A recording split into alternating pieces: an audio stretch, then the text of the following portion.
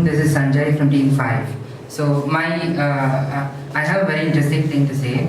There was once a woman who was called as chief guest to my school.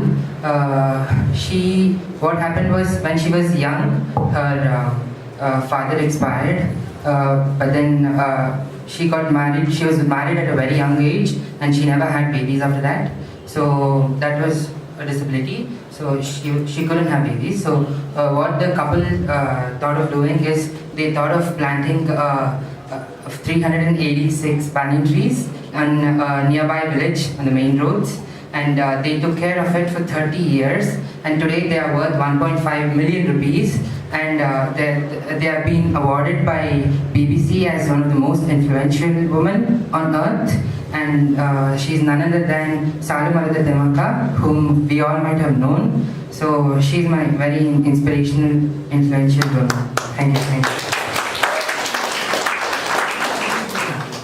Good afternoon to one and all present here. This is Priyanka from EC 3rd Sem, and I represent first team, and I'm going to talk about my inspirational and favorite leader, Jayalalitha, who's also called as Jayalalitha alias Amma or Purachi Talevi. She's one of the great leaders for Tamil Nadu. Luckily, Tamil Nadu had got her as leader, so she did lots and lots of help for Tamil Nadu people, poor people and everything. She was born in 25th February 1948, and she was dead.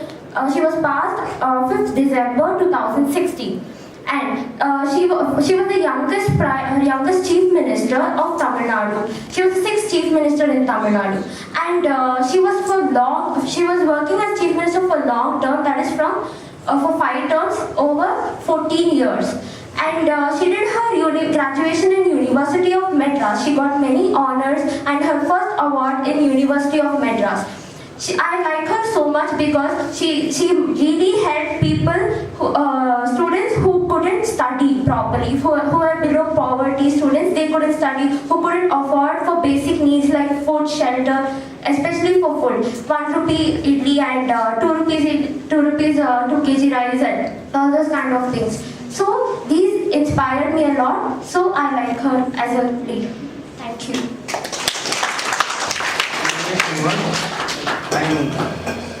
I'm describing about the famous person called Danchan. He is a hockey player, and he played for 7 Olympics in the. He's played 7 Olympics from Indian team side, and he born on 29th November 1905, and he passed away on December 3rd, 1979. And he played first 3 Olympics. India won the gold medal consecutively, and up to 7 Olympics, India won 6 gold medals and 1 silver. And he is a major in the Indian Army, and he played center forward position in hockey. And okay. Good afternoon, guys. I am Bihari, and my inspirational figure is Nelson Mandela. He is a man of many tribes. He is basically Mahatma Gandhi of South Africa. He achieved freedom for them, and I like the most in him is his nature of never giving up. One of his quotes is, "Everything is impossible until it is done." And the quote I like most from Nelson Mandela is, "The one who always achieves their goal is not the wise, who are wise enough to give up, but the fools who are foolish enough to never give up every time they fail." It means you can be wise and give up when you know it is impossible. But if you want to truly achieve your goals, you should be foolish enough to never give up. Even so many times you fail, you should get back up again and try for it. That's it. Thank you. Good afternoon, everyone. My name is Nidish. I'm from the 4th group. Well, what I want to tell is that leadership is about uniting people and bringing everyone to a common point, follow a common path. Well, you all like to travel, I guess, but how many of you have visas here? Passport, visa? Please raise your hand.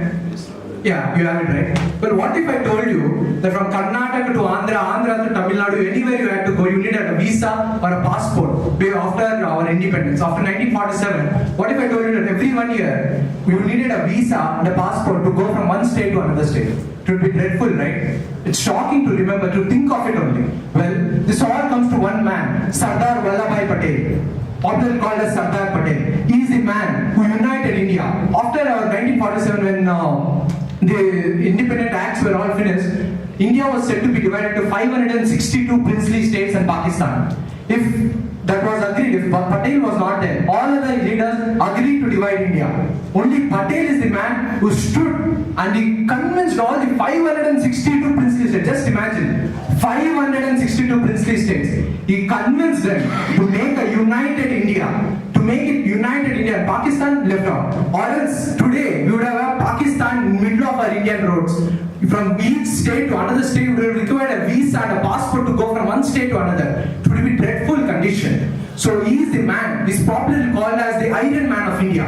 To give to thank what he has done, the current government is building the world's tallest statue of unity. It's the world's tallest statue which is going to be built in Gujarat. Next year is its inauguration. It's going to be taller than the Statue of Liberty or any other statue right now present in the earth. It's made of pure iron, collected from all the farmers of our country and other people who donated it. This is the contribution we can make to it because he is the man. Just imagine, from one state to another state, nowadays we'll go in our cars, aeroplane, wherever we get down and go there. But if you needed a visa, passport to go from one state to another state, it would have been dreadful condition. He is the man who is responsible for uniting India, making India what it is today. So from his leadership skills, you can take the quality that unity. With unity, you can make anything you can achieve it. That's all. Thank you. I'm Dr. Guru from Mechanical Sciences.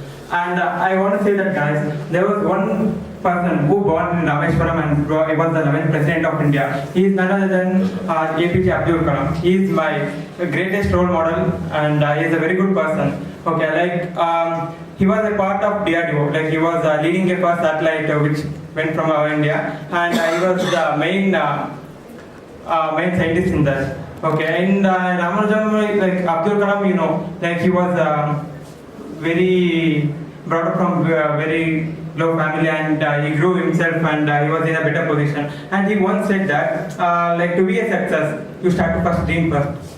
That is the one point where you say that you have to set goal. First you dream, and then it will lead to success. And even another point, once in his interview, one girl asked, you always support to the last bench students. Why? Because even he was the last bencher, and he told in the last bench is the place where you can see every mischievous and every step and every mistake that can lead to the success. By that I conclude my sentence.